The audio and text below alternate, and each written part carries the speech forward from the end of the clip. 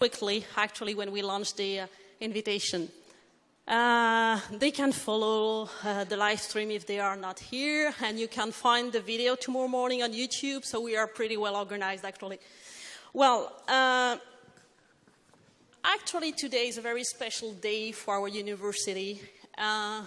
We are extremely proud, and I'm particularly very proud to welcome tonight someone very special, someone who is probably one of the most influential person of the 20th and 21st centuries, someone who is definitely the most creative mind of his generation.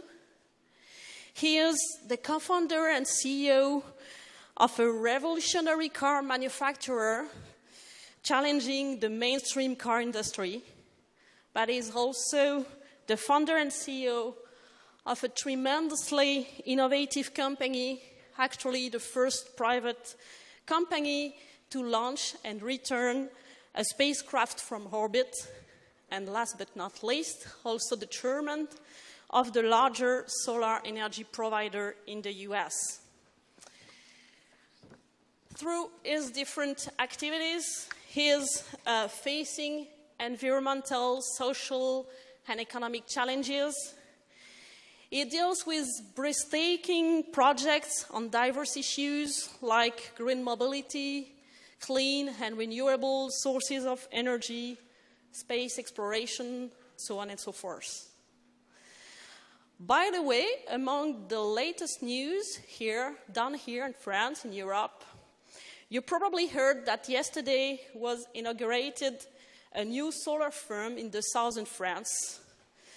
Something which is definitely, or actually, the biggest of Europe now, selling power at a cost well below the cost of power from the new generation of nuclear reactors, and able to provide energy power for more than 50,000 households.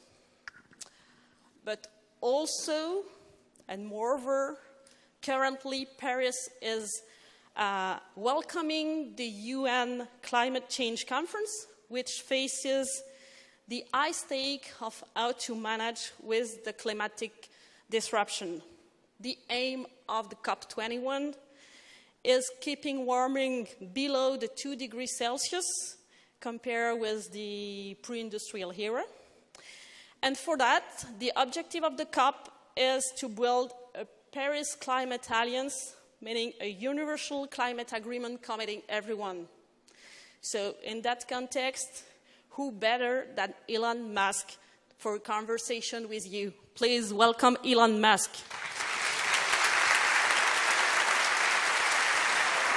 All right. Thank you. All right.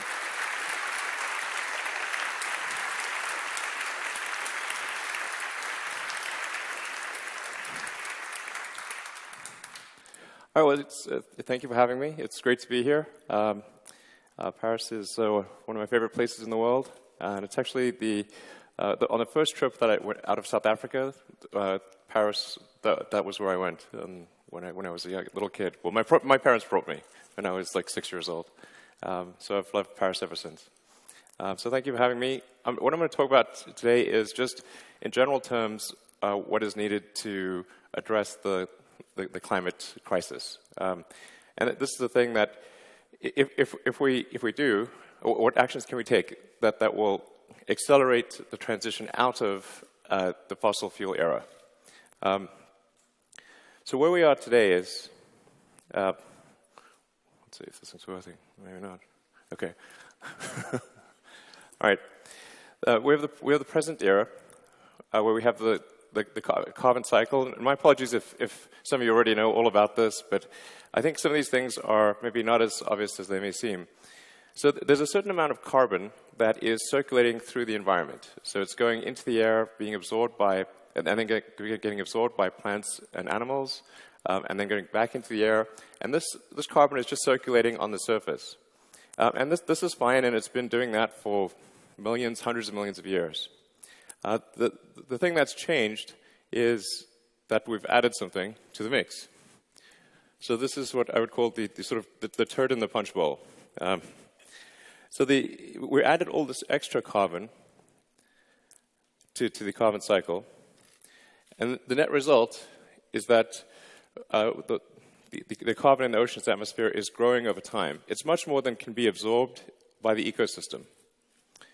It's really quite simple. We're taking billions of tons of carbon that's been buried for hundreds of millions of years and is not part of the carbon cycle, taking it from deep underground and adding it to the carbon cycle. The result is that a steady increase in the carbon in the atmosphere and in the oceans, which doesn't look like much if you look at it on this chart, but when looked at in the context of history, it actually looks like this. So the carbon parts per million has really been bouncing around the 300 level for around 10 million years. And then in the last few hundred years, it went into a vertical climb. This is the essence of the problem. This is very unusual and a very, very extreme threat, as you can see from this rate of growth. Then this is accompanied by a temperature increase, as one would expect. And this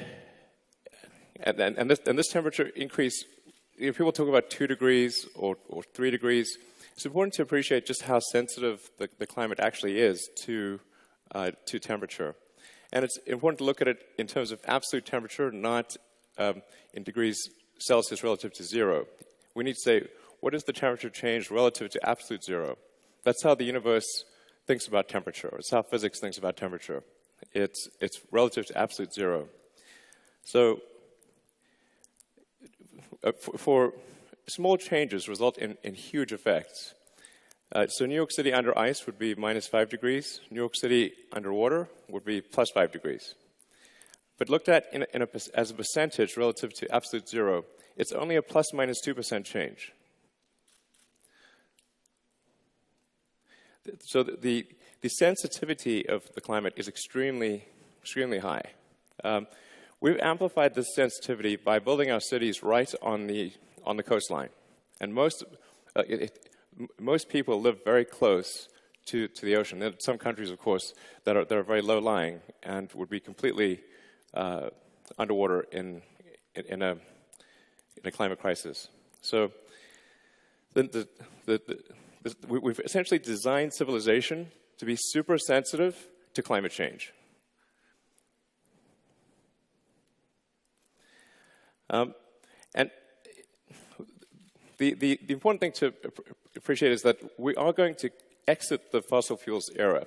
So it is inevitable that we will exit the fossil fuels era because at a certain point we will simply run out of carbon to mine and burn. So the question is really, when do we exit the era, not if? The goal is to exit the era as quickly as possible. That means we need to move from the old goal, with the pre-industrial goal, which was to move from chopping down forests and killing lots of whales. The old goal was to move from chopping wood and killing whales to fossil fuels, which actually, in that context, was a good thing. But the new goal is to move to a sustainable energy future. And we want to use things like hydro, solar, wind, geothermal. Nuclear is also a good option in places like France, which aren't subject to natural disasters. And we want to use energy sources that will be good for 1 billion years.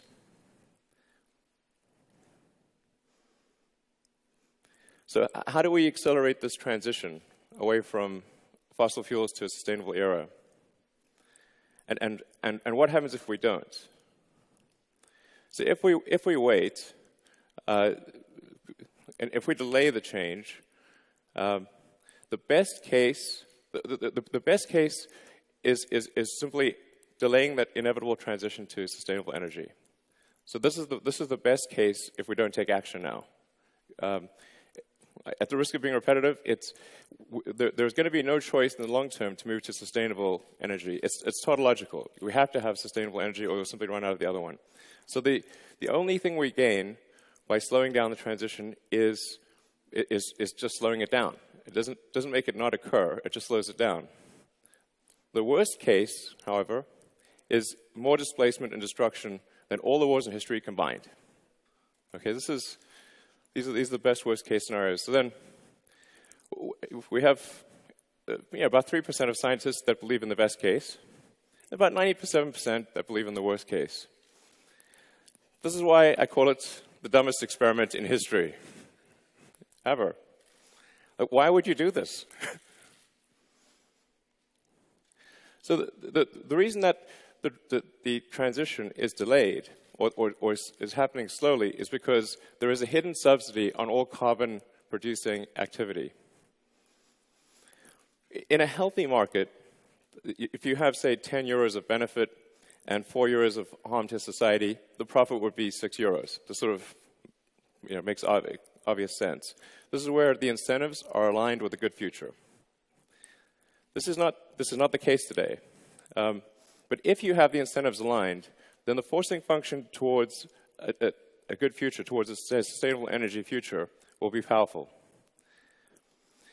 In an unhealthy market, you have your 10 euros of benefit, you have your 4 euros, but the 4 euros isn't taxed. So you have an untaxed negative externality. This is basically economics 101. So you have basically unreasonable profit and a forcing function to do carbon-emitting activity, because this cost to society is not being paid. The net result is 35 gigatons of carbon per year into the atmosphere. So this is analogous to not paying for garbage collection. And it's not as though we should say, in the case of garbage, have a garbage-free society. It's very difficult to have a garbage-free society. But it's just important that people pay for the garbage collection. So we need to go from having an untaxed negative externality, which is effectively a hidden carbon subsidy of enormous size, $5.3 trillion a year, according to the IMF, every year. We need to move away from this and have a carbon tax. So, but this is being fought quite hard by the carbon producers, and they're using tactics that are very similar to what the cigarette industry or the tobacco industry used for many years. They would take the approach of even though the overwhelming scientific consensus was that smoking cigarettes was bad for you, they would find a few scientists that would disagree, and then they would say, look, scientists disagree.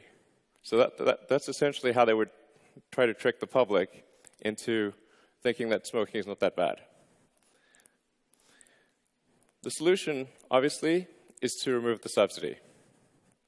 So that means we need to have a carbon tax, and to make it sort of something which is neither a left nor a right issue, we should make it probably a revenue-neutral carbon tax. So this would be a case of increasing taxes on carbon, but then reducing taxes in other places. So maybe there would be a reduction in sales tax or VAT, and an increase in carbon tax, so that only those using high levels of carbon would pay an increased tax. And moreover, in order to give industry time to react, this could be a phased-in approach, so that maybe it takes 5 years before the carbon taxes are very high. So that means that only companies that don't take action today will suffer in 5 years. But there needs to be a clear message from government in this regard. Because the fundamental problem is the rules today incent people to create carbon. And this is madness. And whatever you incent will happen. That's why we're seeing very little effect thus far. And depending upon what action we take, will drive the carbon number to either extreme or moderate levels. I think it's pretty much a given that the 2 degree C increase will occur. The question is whether it's going to be much more than that, not if there will be a 2 degree increase. Then the question is, so what can you do? I would say whenever you have the opportunity, talk to your politicians, ask them to enact a carbon tax. We have to fix the unpriced externality. I would talk to your friends about it and fight the propaganda from the carbon industry. So that's the basic message I have, and I'm happy to take questions. Thank you.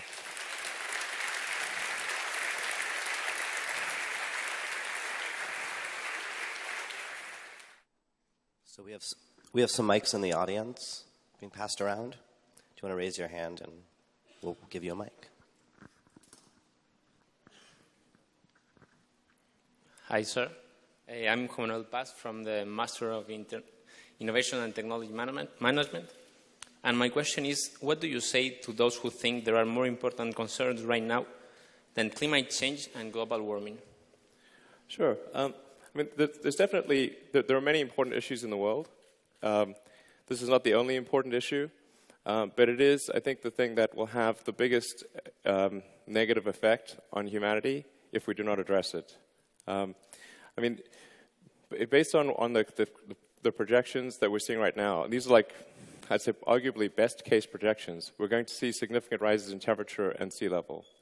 The net result is, if we don't take action, we could see, anywhere from 5 to 10%, maybe more, of the land mass absorbed by water, which is maybe not, doesn't sound like that much, but about a third of humanity lives right on the coastline or in low-lying countries. So we'd be talking about maybe 2 billion people being displaced, and their homes being destroyed and their countries being gone. So I think we should take action.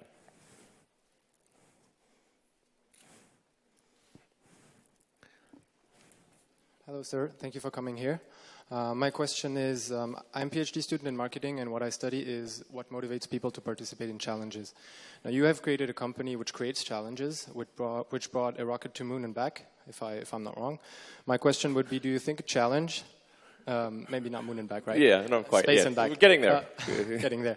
My question to you would be, do you think that incentives, which is the biggest incentive to use, monetary incentives, are the best possible incentive to get people to participate and solve the world's biggest problems? Or do you think people can do it in order to just help everyone on the planet and make it better? So is money the only way to ask people to get in and solve challenges, or do you have other ways to actually motivate people to participate? I think there's definitely a philanthropic element, and there's, I think in general people want to do the right thing and they want to do what's good. The issue we have right now is that the rules fundamentally favor the bad outcome. So when you're fighting for the good outcome and it's an uphill battle, it's just slower. So with respect to climate change, it's just critical that the government, and the government is the setter of rules. The government decides what rules companies will play by. And if we currently have a system which massively incents bad behavior. So even if most people don't do the bad behavior, some people will still do the bad behavior. Yeah, I mean, money and prices are basically just an information mechanism. They're just basically, they tell you that money's mostly an information mechanism for labor allocation, and for and sort of tells companies what to do. So it's just critical. This is why it's so critical that action be taken at a government level, because the government is the one, they're setting the rules of the game, and it's just crazy to have the rules of the game favor a bad outcome. The question up top there. There's a question here. Hi, Elon Musk. My name is Michel. I'm an undergrad in economics here at Paris-Sorbonne, Panthéon-Sorbonne, Paris. My question is, there are some new studies on removing carbon dioxide from the atmosphere and burying deep in the ocean Do you think it's a sustainable solution, and why? Thank you. You know, I'm not aware of any carbon sequestration or carbon storage system that works and works economically. And I definitely wouldn't want to store the carbon in the ocean because of possible acidification. You know, as the CO2 levels rise in the atmosphere, some of that is absorbed into the ocean, becomes carbonic acid. And a lot of the shellfish in particular are super sensitive to changes in pH level. So I would definitely err against trying to store it in the ocean. There potentially you could try to store some of it in giant underground caverns, but the sheer quantity we're talking about, I don't think can be stored anywhere. There's just nowhere to store it. Yeah. Question up front. Hello, sir. I'm studying management at Pari. And I would know, how long do Tesla Motors intend to use lithium batteries, knowing that it is not a limited resource? Well, actually, I think so. Lithium, in terms of energy storage, lithium I think is definitely the future and will be for a long time. There's actually not a shortage of lithium on Earth. So lithium is number 3 on the periodic table. It's actually extremely common. Any salty water has lithium. So there definitely won't be a lithium constraint on energy storage for batteries. So I feel pretty confident that one could make enough batteries to store all the energy that the world needs with the current resources that are available. Yeah.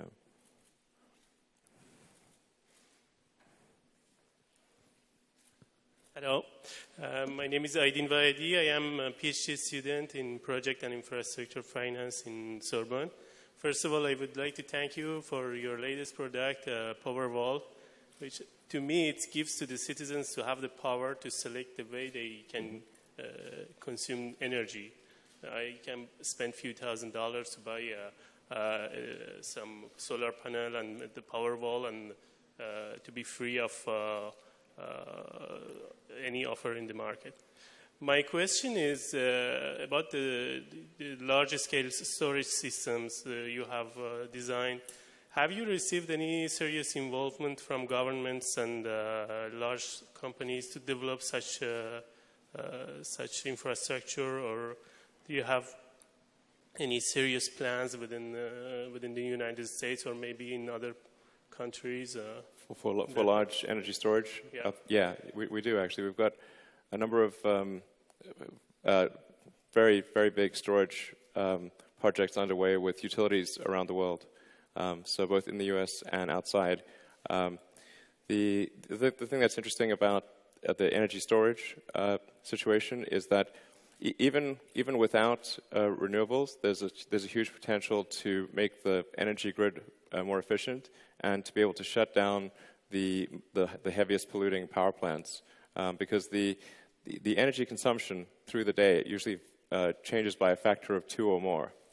So and since with the exception of hydroelectric, you can't store the power; it has to be available in real time. The world has somewhere between 2 to 3 times as many power plants as it actually needs. So if you can buffer the power with big stationary battery packs, then you can actually shut down the worst half of the power plants in the world. So I think that's sort of a very exciting thing that I think a lot of people don't appreciate, and I think it's going to make a big difference. Yeah. Hi, sir. I'm Camille from the Master Degree Innovation and Technology Management. And my question is, do you believe that in the ability of government, international government, to prevent climate change, and what would you suggest? Yeah, absolutely. I think this fundamentally is a government issue. So it's as mentioned, the government is the one that sets the rules of the game. They set how companies are rewarded financially, and so in the absence of government actually establishing some kind of a carbon tax or potentially a cap and trade on carbon, which I was very excited to see that China announced earlier this year that they were going to do that. Unless the government does something to fix the market mechanism, we're fundamentally going to have a very slow transition out of the fossil fuel era. So it's critical that government action change the incentive structure. Yeah, and that be very clear. And so it's like, I think hopefully what comes out of this, out of the climate talks in Paris, is that the governments of the world say that they put their foot down and they say 5 years from now, let's say there has to be a huge change, and that companies know for sure that this is going to happen. And if they do, then the investment decisions they make today will bear fruit in 5 years. So for heavy industrial applications or for heavy industry, you kind of know what the world's going to look like in 5 years if you know what factories are being built today. Because if you build a really big factory, to get to full production takes about 5 years from the start. And so, since we know that today there are very few sustainable energy projects at large scale that are being built, we know that unless something changes very quickly, the sustainable energy will still be in a bad situation 5 years from now. So, I mean, there are companies like, at Tesla and Solar City, we're quite ideologically motivated, but that's relatively unusual. So. Hi, Elon. My name is Thomas. What do you think about people who are saying that rather than trying to save the Earth, we should try to colonize other planets? Well, I think we should do both. Yeah, yeah, I think we, I mean, my sort of personal ideology is kind of split right now between trying to be helpful on Earth-related stuff, which is sustainable energy, and then trying to, advance space technology so we can establish a self-sustaining city on Mars. But I do think it's important to be multi-planet, not just one planet, but another planet. So the overarching goal is to minimize existential risk. So if we look out into the future and say, what are the things that pose a risk to humanity? To what is going to make the future good versus bad? And I think, if we have a sustainable energy future, that's good. And the faster that comes, the better. And then if we're a multi-planet species, that gives us much more resilience against an extinction event. And also would be a really great and fun adventure. Hi. My name is Joeda, and I wanted to know, in your opinion, what would the future will look like in terms of energy sources, and how soon could we use nuclear fusion efficiently? Thank you. Sure. Well, the thing to appreciate about the sort of installed industrial base is that it's really enormous. Like the number of petrol and diesel cars on the road and trucks is about 2 billion. There are sort of hundreds of thousands of power plants using fossil fuels. So even if today we went super hard in the direction of renewables, it would still take a long time. So I think before we see significant change, it's probably 10 or 20 years. And there's a lot that can happen in 10 or 20 years, of course. So the faster we can bring that date forward, the better. Yeah. Hi. My name is Natasha. I'm from the Master Program of Sustainable Development. I have two questions. First one, because I want to be optimistic that we are going to switch at some point to be completely sustainable and to use renewable energies. Do you think that there are going to be a gap between developing and developed countries? And when developing countries will be able to reach developed ones, switching into sustainable and renewable energies? Sure. And second one would be sustainability of nuclear energy, in your opinion. Thank you. Sure. And I should answer the nuclear question, because that was posed just before this. I actually think that like nuclear fission, if it's in a location that is not subject to natural disasters, like in the case of France, there's a very high percentage of nuclear. I think that's actually a good thing. Obviously, you don't want to have nuclear fission power plants in places that are subject to natural disasters. because that obviously can go wrong. So I think fission is a good approach. Fusion is also interesting, and it's exciting to see what's happening with the ITER project, which is a fusion plant that's being built in France. I do think fusion is a feasible technology. I think we can definitely make fusion work. But it is kind of a far off technology. So to make fusion at the power plant level work is probably, I don't know, 30 years away. And a lot of effort. So that's why, in at least for now, and I think maybe even in the long term, I'm a proponent of using the big fusion power plant in the sky called the sun. So that the sun is a giant fusion explosion, and it shows up every day. And if we have photovoltaics, solar panels, we can capture that fusion energy. It also needs to be stored in batteries, so we can use it at night. And then we want to have high power lines to transfer solar energy from one place to another. So, but the important thing to appreciate is, like, if let's say the only thing we had was solar energy, that was the only power source, if you just took a small section of Spain, you could power all of Europe. It's a very small amount of area that's actually needed to generate the electricity we need to power civilization. Or in the case of the US, like a little corner of Nevada or Utah, power the entire United States. So. Good evening. You do have a very impressive and stimulating career.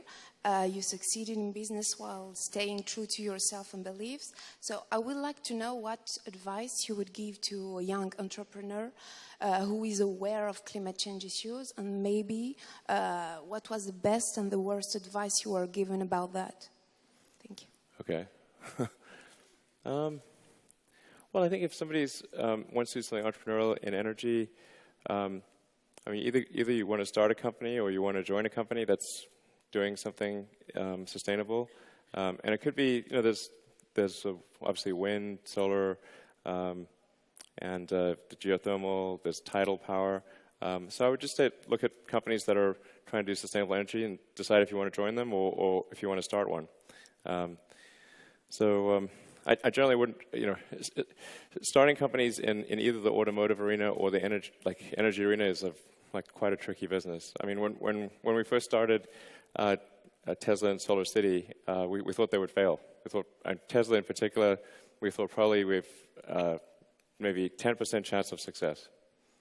So it's particularly cars. It's hard to stay alive as a car company, honestly. It must be one of the worst risk-adjusted returns. Yeah. Hi, my name is Benjamin, and I was wondering, what do you wish for in terms of international rules and politics to facilitate the implementation of your Powerwall battery? Well, it's really what I've been saying here is that the governments of the world need to price the externality. They need to put a proper price on carbon, and then automatically the right behavior will occur. So this is, by putting a price on carbon, we're essentially fixing a pricing error in the market system. So, I mean, most of the times when governments intervene in markets, it usually increases the pricing error. But when the pricing error is a huge tragedy, the commons issue like we have with carbon capacity, it's critical that the government put a price on it, because you just can't go wrong and any price you put on it will be more right than close to zero, which it is right now. So this is by far the most important thing if we want to accelerate the transition to sustainable energy. There are other less effective ways by providing incentives and subsidies to, say, electric cars or solar. That is sometimes a more politically expedient way to do it, but the best way is just to directly fix the pricing error by taxing carbon. And this is, if you ask most economists, they would say the same thing. So this is sort of well known, and obviously in the economics world. Elon, could you say a few words on artificial intelligence? Because I think I read, or you were quoted among with others, Bill Gates and Peter Thiel and so forth, saying that you were afraid of that one day an hyper intelligent machine would destroy humanity. And are you investing a lot into artificial intelligence? Because are we wasting a lot of energy because we're using we're not being smart, or we're not having smart objects and so forth? And how do you reconcile the two if there's a long-term major risk for us? Yeah, I mean, I definitely want to stay on the sustainable energy topic because it's easy to get derailed on too many other things. But yeah, I mean, I just think we should be cautious about the advent of AI, and a lot of the people that I know that are developing AI are too convinced that the only outcome is good, and we need to consider potentially less good outcomes, and to be careful and really to monitor what's happening and make sure the public is aware of what's happening. Okay. I'm Gabriel Rondon from, I studied innovation here in Sorbonne. I have a question about fundraising, specifically about the fundraising process regarding what Tesla does. What is the most difficult thing to raise funds in the beginning? Not now, because now you have a well-developed project, and the worldwide knows you and knows Tesla also. But in the beginning, about the industry that you are working, about this kind of energy, what is the most difficult thing to find investors and also to convince investors and keep what you thought in the beginning throughout the development of the company? Sure. Well, in the beginning, in the beginning of Tesla and SolarCity, I mean, I thought the probability of success was so low that I provided all of the money. So all of the money just came from me personally, because I didn't want to ask people, other investors, for money if I thought we were going to die, because I thought we would. So I invested entirely the money that I got from PayPal. All of that got invested into Tesla, SolarCity, and SpaceX, and even then we only narrowly survived. So in 2008 for Tesla, we actually closed the financing round on Christmas Eve, 2008. It was the last hour of the last day that it was possible, this is one of the tricky things with something like a car company. It's like there are good times and bad times, and when the economy goes south, then that's when things get really, really tricky for a manufacturing company. Yeah, I mean, in the U.S., for example, like the only two car companies that haven't gone bankrupt in history are Ford and Tesla. That's it.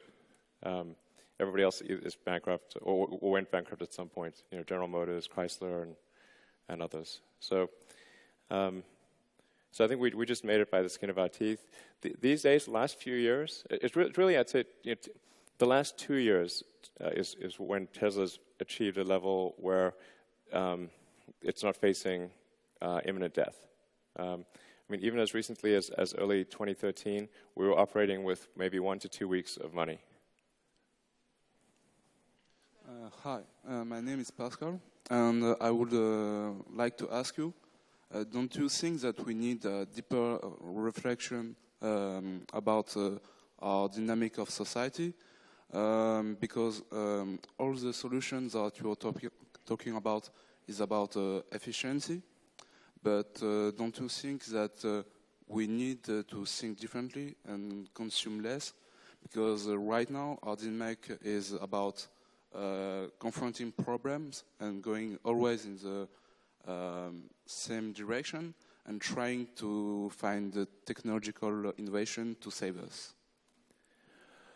Yeah, I mean, I do think we should be watch our consumption. We shouldn't be wasteful, but even if we are really conservative in our use of energy and are very effective with recycling and all sorts of things, that delays the need to move to a sustainable future, but it doesn't eliminate it.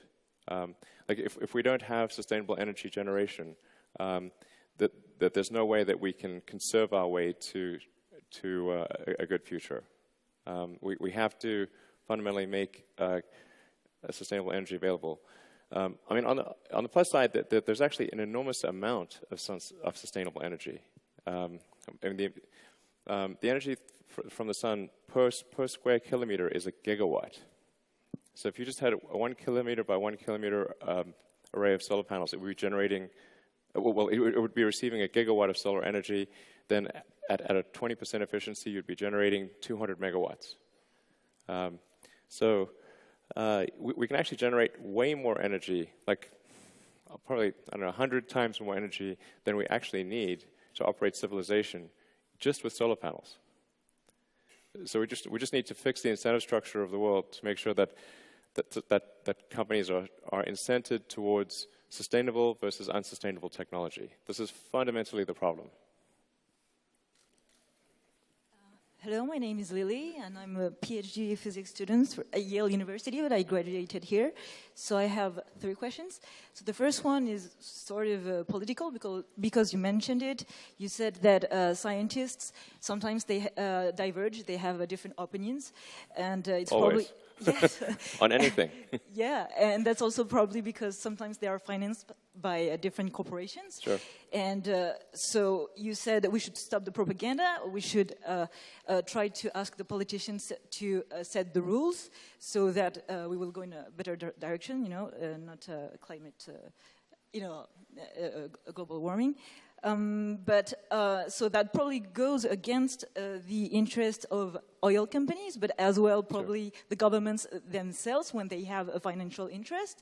So I was thinking perhaps your own, perhaps we could have lobbyists ourselves, so that would be perhaps an efficient way to have those rules put into...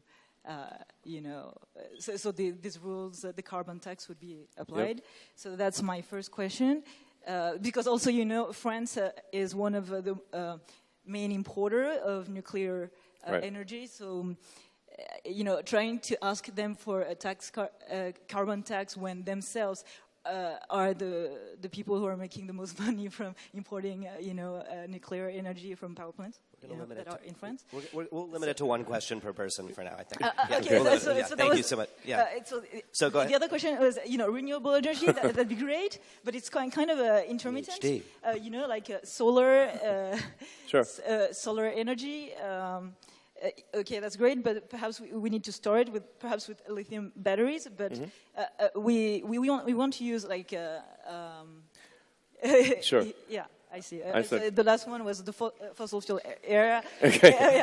I mean, is it not going to go to an end on its own because it's not an unlimited resource? Right. Maybe pick one out of the 3 questions, Elon. Sure. Yeah.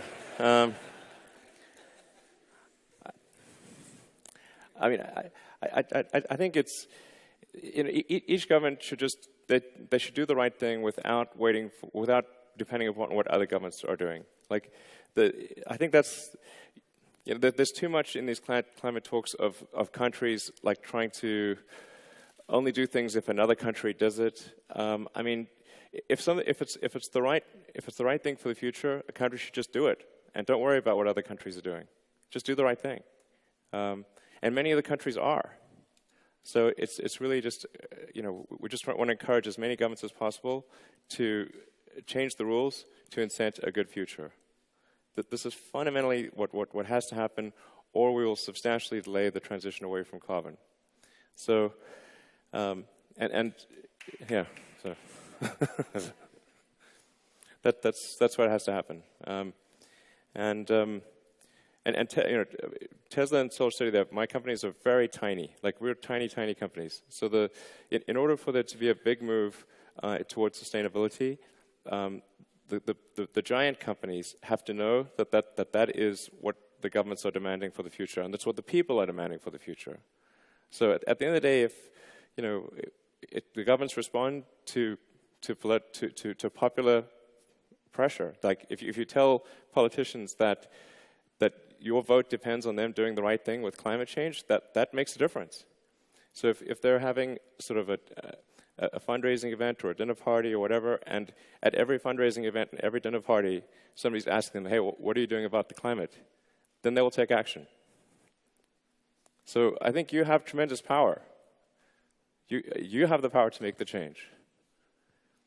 We can't, let me tell you, we definitely can't beat the oil and gas industry on lobbyists. Okay, that would be a losing battle. Exxon makes more profit in a year than the value of the entire solar industry in the United States. So it's like if you take every solar company in the United States, it's less than Exxon's profit in 1 year. There's no way you can win on money. It's impossible. Good evening, sir. I have just one small question, but very actual. Do you think the COP21 will be a success? I don't have any real basis for this, but I have a good feeling about it. I do have a good feeling about it. So I think, well, it's going to be degrees of success. So it's sort of like for example, like the Copenhagen was terrible. Like nothing came out of Copenhagen, the Copenhagen climate talks. I mean, it was basically, I think there was a net increase in global warming as a result of that one, unfortunately. In the case of the Paris talks, I think there will be some positive movement, and it's a question of what degree. And I think we need to send a clear message to the negotiating teams and to the politicians that this time there needs to be significant change. This time, something needs to happen. There's a question all the way up on the top. Hello, and thank you for coming. My name is Maria, and I'm a student of international relations here. My question to you is this. We know that climate is a global, a common good. So how do we get countries with economies relying heavily on fossil fuels on board with climate change? Which, how do we get those who have the most to lose on board? Thank you. I think we just need to turn that argument around and say, like, look, this is a common good, and if countries don't take action, that they all will share in a bad future. So everyone needs to take action and care about what the future is going to hold, and lead by example. So even countries that are quite dependent on fossil fuels, if they just change their tax structure, they can move away from that in a way that's not super disruptive to the economy. It's really just a question of collecting like the same amount of taxes, but weighted towards things that people believe are most likely to be bad instead of things that are most likely to be good. And we do this already in our tax code. We tax alcohol and cigarettes much more than we tax fruits and vegetables. It's just sort of the sensible thing to do. And nobody, you don't hear, countries saying, well, we make lots of fruits and vegetables, so like we want low taxes, or we make lots of alcohol and tobacco, and we want lower taxes. Like that's a silly debate. It's gone. And I think the same thing applies to carbon emissions. Just adjust the tax code, and the right thing will happen over time. And if it's graduated over time, and it starts off small and becomes significant in the future, then even if you're heavily dependent on carbon today, that message of seeing what's going to happen in the future will have a huge impact on the way that any given country's economy works. So they will then become not dependent on carbon because of the incentive structure. So I really don't think they have anything to lose here. And anything to lose by taking action, and a lot to lose by not taking action. We have time for maybe 2 or 3 more questions, so there's one right here. Hi, my question is about batteries. So electric batteries today, especially lithium-ion, have a significant carbon footprint and potential impacts on both the environment and our health. And the environmental impact moves away from consumables and to how we produce and how we store the waste that comes from it. So the gap with fossil fuels might not be as wide as we think. So my question is, how do you respond to this? And how do you see this evolving in the next years? So I'm not sure I totally understand that question. Could you say that again? Yeah. Basically, the impact on the environment of today, our ways of electrical batteries, lithium-ion, the production yeah, sure. of lithium-ion batteries, and how do you equate this with fossil fuel and its impact, as it's more about the production and how we use the waste and how we store the waste. And so how do you see this? How is this going to be optimized in the next years, or is this going to change? Yeah, well, the one thing is, like, once you've built a battery, then at the end of life of the battery, you can recycle those components. So it's something that has no long-term or negligible long-term impact on the carbon cycle, because you essentially you get the sort of the lithium and nickel, cobalt, and you create the battery. You essentially get those materials once, and then you recycle them forever. So I think that it's really a negligible impact for batteries on the environment. And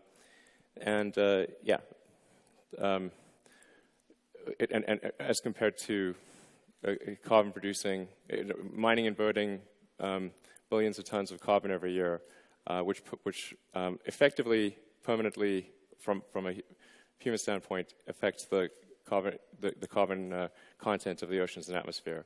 So, yeah, it's really, we're talking orders of magnitude difference between fossil fuels and batteries, like not even on the same scale. Okay, then the last one. Hello. So my question is, taking into consideration that technology now is at some of a breaking point, it is advanced, but not so advanced to pass to the sustainable clean energy. How do you see this integration of clean energy for long term in the future, step by step, maybe? How do I see the integration? How do I see us getting to a sustainable energy future? Yes. How will the clean energy integrate into the society, taking into consideration that technology isn't advanced? Sure. Well, I mean, I expect all transport to go fully electric over time, with the ironic exception of rockets, and then all energy production to go sustainable over time. This will take a long time, many decades. But the way it'll manifest itself is by people having batteries in their homes or at the utility substation, and by driving electric vehicles and having electric planes. But as I said, that this is going to be quite a very slow transition, because the incentive structure is so biased against sustainable energy. So, in fact, I think even if there's quite a strong action by government as a result of the climate talks in Paris, I think it's still going to be a transition that's measured in decades. So it will be a slow transition, and the fundamental question is, how do we accelerate that transition? That's the real question here. What actions can we take that would accelerate a transition to a good future? And that's why I'm so harping on this notion of a revenue-neutral carbon tax. I think that's something that every country can implement, and it can be graduated and phased in over time. And this will be by far the most effective thing for accelerating that transition to a good future. Okay. Please. All right. Well, thank you, everyone.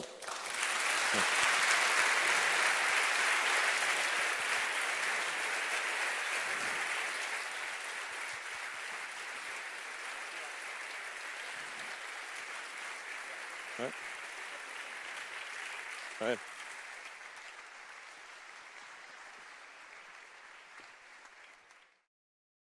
Yeah. Who say about you that you don't know what you don't know. Well, I suppose that's true of anyone. How can anyone know what they don't know? But when critics say you can't do this, your answer to them is, we've done it. He's done it in partnership with NASA, which has given SpaceX technical advice and a contract worth up to $1.6 billion, mostly for 12 cargo flights to the space station. But SpaceX's lack of experience bothers some NASA legends like Apollo astronauts Neil Armstrong and Gene Cernan. They've testified to Congress that the Obama administration's drive to commercialize space could compromise safety and eventually cost the taxpayers. Now is the time to overrule this administration's pledge to mediocrity. You know, there are American heroes who don't like this idea. Neil Armstrong, Gene Cernan have both testified against commercial spaceflight in the way that you're developing it, and I wonder what you think of that. I was very sad to see that, because those guys are, those guys are heroes of mine, so it's really tough. I wish they would come and visit and see the hardware that we're doing here. And I think that would change their mind. They inspired you to do this, didn't they? Yes. And to see them casting stones in your direction. It's difficult. Did you expect them to cheer you on? So they're hoping they would. What are you trying to prove to them?